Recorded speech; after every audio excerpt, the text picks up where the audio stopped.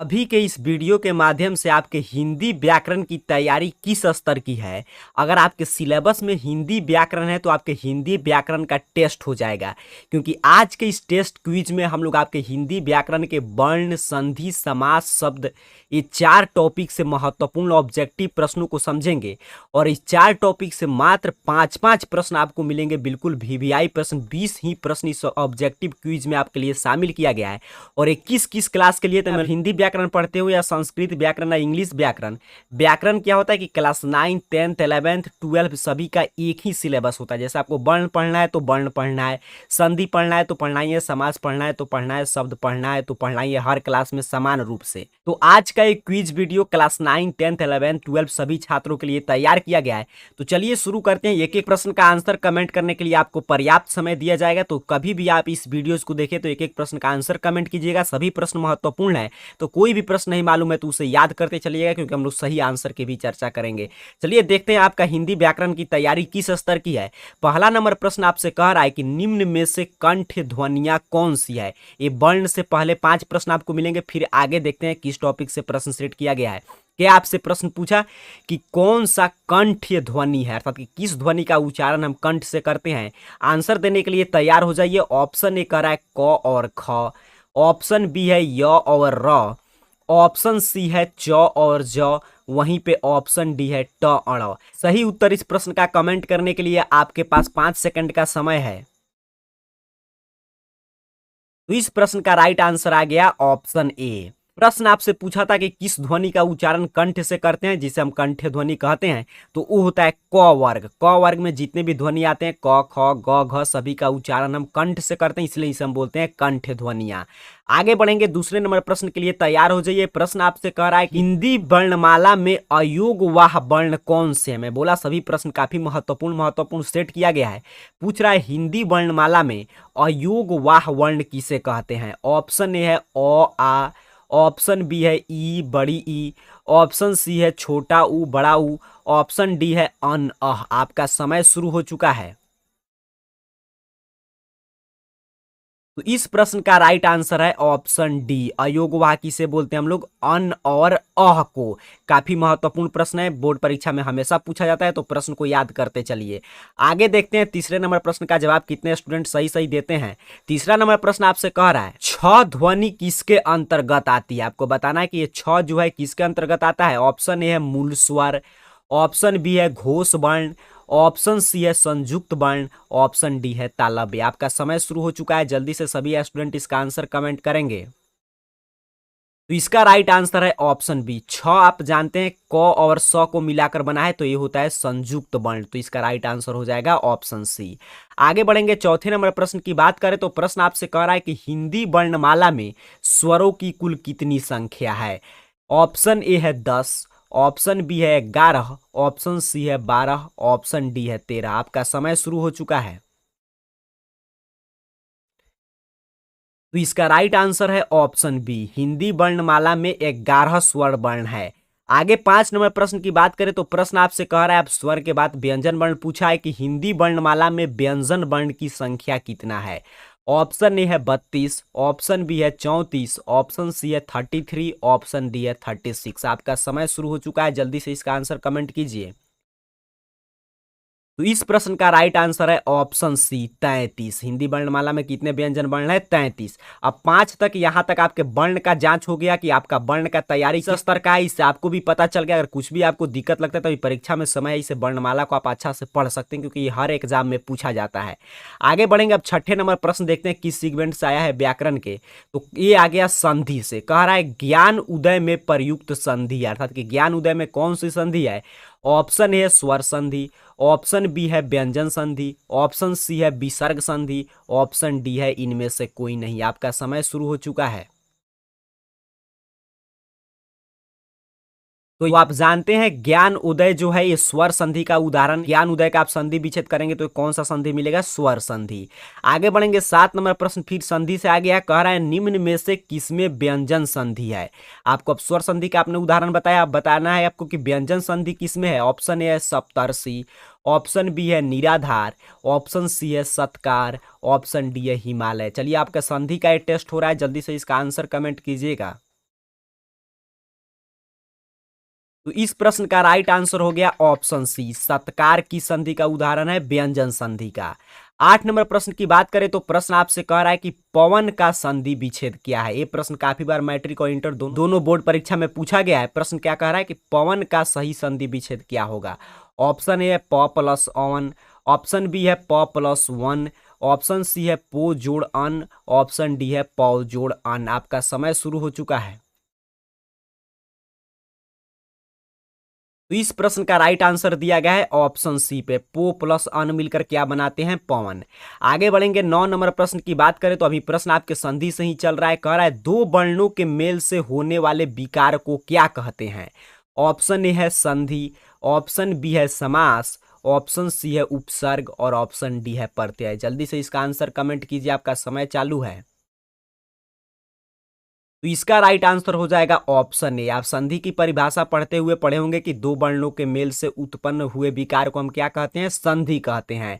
आगे 10 नंबर ये अंतिम प्रश्न है आपके संधि से। कह रहा है निम्न शब्दों में से किसमें विसर्ग संधि है। देखिए कितना अच्छा अच्छा प्रश्न आ रहा है, आपका पूरा संधि रिवीजन हो रहा है। पहले आपने स्वर संधि बता दिया, फिर आपने व्यंजन संधि, विसर्ग संधि का उदाहरण बताना है। ऑप्शन ए है उज्ज्वल, ऑप्शन बी है निश्चल, ऑप्शन सी है राजेंद्र, ऑप्शन डी है दुर्गम। आपका समय शुरू हो चुका है। तो इसका राइट आंसर दिया गया है ऑप्शन बी पे, निश्चल। आप नी प्लस अश्चल जानते हैं किसका उदाहरण है, विसर्ग संधि का। आगे बढ़ेंगे 11 नंबर प्रश्न। अब देखते हैं व्याकरण के किस सेगमेंट से आ रहा है। वर्ण और संधि समाप्त हो चुका, अब आ गया आपके समास से। कह रहा है दो अथवा दो से अधिक शब्दों से मिलकर बने हुए नए शब्द को क्या कहते हैं। ऑप्शन ए है संधि, ऑप्शन बी है समास, ऑप्शन सी है अव्यय, ऑप्शन डी है छंद। आपका समय शुरू हो चुका है। तो इसका राइट आंसर दिया गया है ऑप्शन बी। मैंने बता दिया कि समास शुरू हो रहा है तो राइट आंसर क्या हो जाएगा, ऑप्शन बी समास। यहाँ पे देखिए मैं शुरू में ही बताया, आपका वर्ण का भी रिवीजन हो गया, आपका वर्ण का भी तैयारी किस स्तर की आपको पता चल जाएगा, संधि का भी हो गया। आप समास का आपका तैयारी किस स्तर का है, कितने प्रश्नों का जवाब आप सही सही दे पा रहे हैं, क्योंकि वही प्रश्न है जो हर परीक्षा में हर साल पूछे जाते हैं। 12 नंबर प्रश्न की बात करें तो कह रहा है कि जिस समास के दोनों पद अप्रधान होते हैं वहां पर कौन सा समास होता है। ध्यान से प्रश्न को समझिएगा, क्या बोला कि वैसे समास जिसके दोनों पद अप्रधान अर्थात कि कोई पद प्रधान नहीं हो उसमें कौन सा समास होता है। ऑप्शन ए है द्वंद्व समास, ऑप्शन बी है द्विगु समास, ऑप्शन सी है तत्पुरुष, ऑप्शन डी है बहुब्रीहि समास। आपका समय शुरू हो चुका है।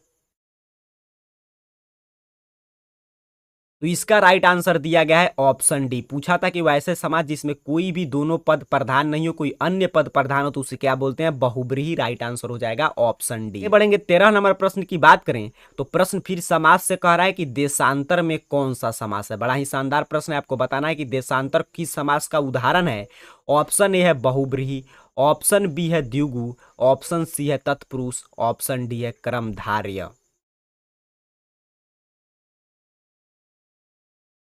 तो ये आपका जो है तत्पुरुष समास का उदाहरण है, देशांतर तत्पुरुष समास है, तो राइट आंसर हो जाए सी पे दिया गया है।